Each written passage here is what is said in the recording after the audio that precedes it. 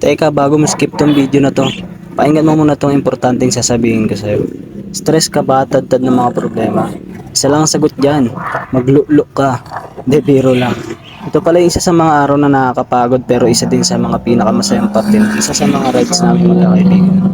O diba, ang daming isa sa mga, pero yun nga, samahan niyo ako at ay kwento sa inyo itong buong ride namin patungo sa simbahan ng Tarlac na tinatawag na Monasterio de Tarlac Main Parish.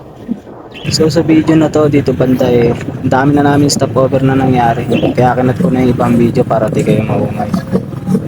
Kaya kung mapapansin nyo, nabuta na kami ng umaga dito dahil sa dami ng stopover.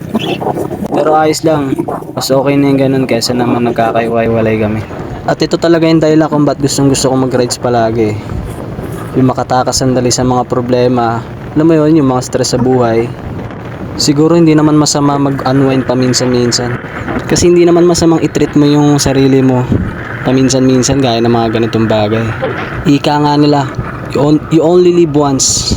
Isang beses lang tayo mabubuhay sa mundo. Kaya minsan, piliin din natin maging masaya. Kasi yung problema, nandyan lang yan eh. Makakalimutan din natin yan. Pero yung mga ganitong pagkakataon, ako yung sabi sa'yo par, unforgettable.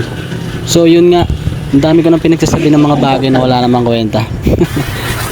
Pero yun, nandito na kami sa arko ng San Jose Tarlac. Lapit na kami sa destination namin mga par. Kaya panoorin nyo na lang hanggang dulo, hanggang maburyo kayo.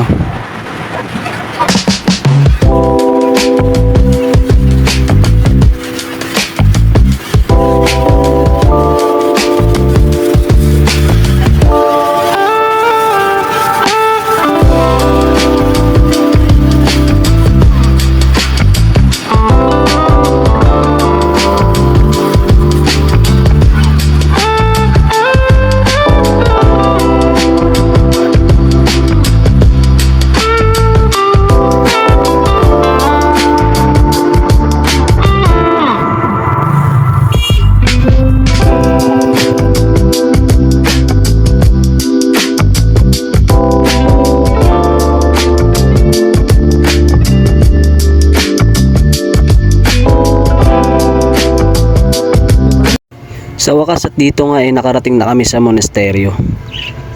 Pero bago ang lahat syempre, napagdesisyon muna namin kumain sa haba ng binayaan namin. Mula dito nag-video na lang ako sa labas. Hindi na ako nagtangkang pumasok, baka masunog ako. De joke. Pagkatapos nga nila dito magdasal, dumiretso na kami dun sa may magandang view. Ito nga, papakita ko sa inyo. Tara, samahan nyo kami. Ang bagyo lang.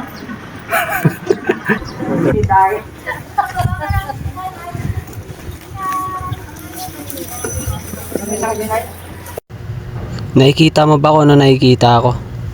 Sa halos 4 na oras ng binayayan namin, hindi mo masasabing hindi kami napagod.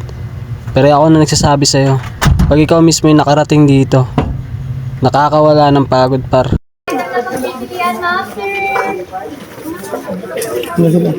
Saan? Nay, buko bereng. Ito, gumulong na. Siguro lang yung buko, sinundan yung maganda eh. At yung mga tindahan nga pala dito, grabe, sobrang generous nila at sobrang bababait. Sorry. Ganyan. Ay, gago talaga yung ganda ng ano. Ang ganda pala ng view dun eh. Oo, matik.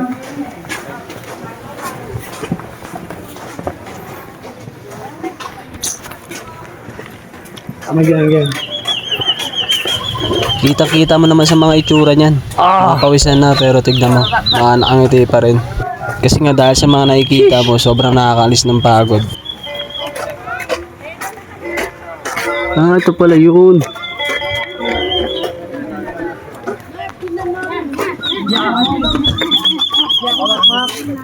Picture po. Picture tayo, picture mo eh. Picture po lang, Mak. Pamakmak. Pamakmak po, picture po. Pamakmak. Okay, ready po. Pamakmak po, picture. Sa kanya? Nakaano ko lang sa mismo sa harang eh. Saan muna, oh. Ito lang. Pamakmak. Saan sila? 1, 2. Oh, taon na stolen oh. Baby, smile. Kami naman yung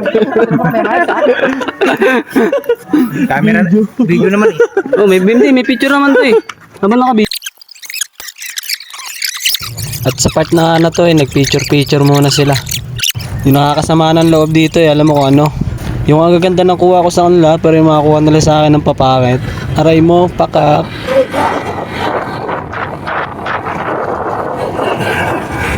At pagkatapos nga namin mag-picture at magpahinga sa simbahan, eto diretso na kami sa Lubigan Picnic Grounds.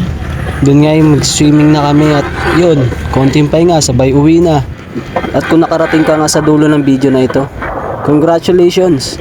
Nasayang ko yung 6 na minuto ng buhay mo. Yun lang, hanggang sa muli. Paalam!